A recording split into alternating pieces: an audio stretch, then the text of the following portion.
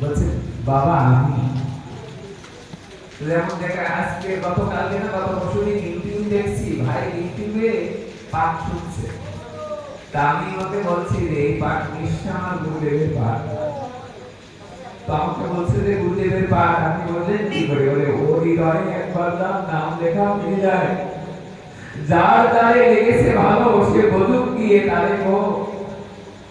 আমার লেগেছে ভালো সতীর দোলার গোড়া গো এই বিশ্ব ব্রহ্মাণ্ডে অনেক গুরু মহারাজ থাকতে পারে কিন্তু যে যাকে একবার ভালোবেসে গুরুদেবকে নিজের হৃদয়ের পদ্মাসনে বসায় তার ভাষা তার স্পর্শ তার ক্রন্দনধ্বনি তার আওয়াজ কোটি জন্মেও মনে এসে ভুলতে পারবে না তাই যে গুরু শিষ্য কি শুধু গুরুদেবকে ভালোবাসে গুরুদেব শিষ্যকে ভালোবাসে গুরুদেব ওখান থেকে বলছে কে কে রে কে মা কে তোকাতে উত্তর দিছে বাবা আমি যেই মাত্র বলেছেন আমি আমি করে শোনার সাথে সাথে বাবা বুঝতে পারলেন যে আমিটা অন্য কেউ নয় বলেন ও আরতি হ্যাঁ বাবা এসেছিস মা এই রাত্রে আসলি কেন সন্ধ্যায় আসতে কত হাজার ভক্তরা এই কার্তিক ব্রতের মাসে হাজার হাজার ভক্ত এখানে উপস্থিত হয় তারা সন্ধ্যায় পাঠ শোনে কীর্তন শোনে তারা পরিক্রমা করে প্রসাদ পেয়ে বাড়ি চলে গেছে তা তুই এই রাত্রে এসেছিস কেন মেয়েটা উত্তর দিচ্ছেন বলছে বাবা আর মনে আসতে পারবো না যা এই দিন পর আসলাম কালকে থেকে হয়তো আমি আর আসতে পারবো না গুরু মহারাজ বলতে লাগলেন কেন মা কি হয়েছে তাহলে গুরুদেব আর আসবো কি করে দেখুন ওই ভিড়ের মধ্যে আমি আসতে পারি না আসলে উনি ছিলেন গর্ভবতী তো ওনার এই 9 মাস পার হয়ে 10 মাসে পড়েছে বাচ্চা হবে ওই সপ্তাহে 10 মাস পড়ছে তা বাবাকে বলছে গুরুদেব বাবা আমার সন্তান হওয়ার 2-4 দিন বাকি আছে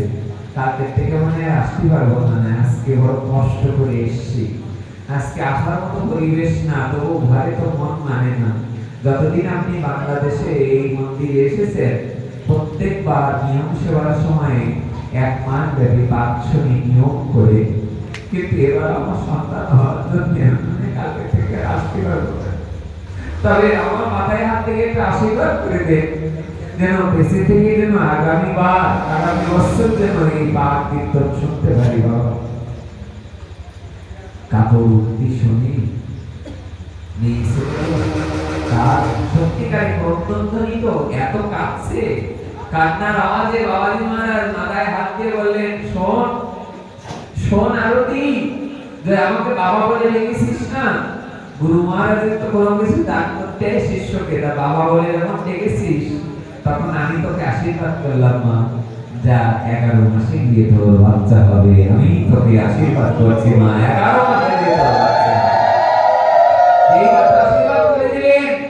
আশ্চর্য হবে পাশ থেকে দাঁড়িয়ে যে ভদ্রলোক এটা দেখছেন এই বক্সিদার বাবা জীবনীতে যিনি দেখছেন উনি পাশে দাঁড়িয়ে উনি তো গ্রন্থ লিখেছেন উনি পাশে দূরে দাঁড়িয়ে দাঁড়িয়ে দেখি বাবা জীবনী কিরকম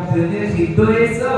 তার সিদ্ধ বাবাদের জীবনীকে যারা যারা সিদ্ধ হয়েছে এগুলো লিখে রাখেন তারা তাহলে কিরকম তোমার মুখ সত্য আমি দেখি 11 মাসে কি 10 মাসে না 9 মাসে বাচ্চা হয় উনি কদিন ধরে ওই ছেলেটার বাড়িতে যাতায়াত করে প্রতিদিন সকালে একবার বিকালে একবার ওই মন্দিরে যাওয়ার পথে মন্দিরের আরতিদের বাড়ি যায় আবার বিকালবেলা সন্ধ্যার সময় একবার যায় যে আশেপাশে শোনে ওর বাচ্চা হয়েছে সত্যি গুরুদেবের আশীর্বাদে 11 মাসে গিয়ে আরতি সেই সন্তান হয়েছে গুরুদেব যেই মাত্র বাবাজি মহারাজকে বললেন যে বাবা আমি তো বাংলাও পড়তে পারি না সিদ্ধ জগন্নাথ দাস বাবা বলছে তুই এক কাজ কর একটা চৈতন্য চরিতামৃত কিনে এনে টাকায় থাক তাহলে আপনি আমাকে টিকটিক করেন না আমি বাংলা পড়তে পারি না বলে ওরা তো হিন্দি জানে সংস্কৃত জানে তাহলে আমি বাংলা পড়তে পারি না বলে আমাকে টিকটিক করছে তা গুরুদেব বললেন না রে আমাকে যখন একবার বাবা বলে রেখেছিস তখন আমি তো টিটকিরি করবো কেন? চৈতন্য চরিতামৃত কিনে এনে তাকিয়ে থাক। আর শিষ্য একদিন, 2 দিন, 3 দিন যখন তাকিয়ে থাকলেন, 3 দিন পরে যে বড় বড় করে চৈতন্য চরিতামৃত পাঠ করা শুরু করলেন। যে একটা ওয়া জানে না, সে চৈতন্য চরিতামৃতের বাংলা অক্ষর শিখলেন, এরপর যুক্ত বর্ণ শিখলেন, এরপর চরিতামৃত পাঠ করেন, শোনে গুরু মহারাজ মাথায় বসে বসে। এই আপনারা ভালো থাকবেন, সুস্থ থাকবেন। আসলে আমরা এত সময় নয়, একেবারে আমরা অল্প একটু সময় হরি কথা বলেছি, কিন্তু অধিক রাত্রে বসার কারণে মনে হচ্ছে অনেক সময় হরি কথা হয়েছে। ভালো থাকবেন, সুস্থ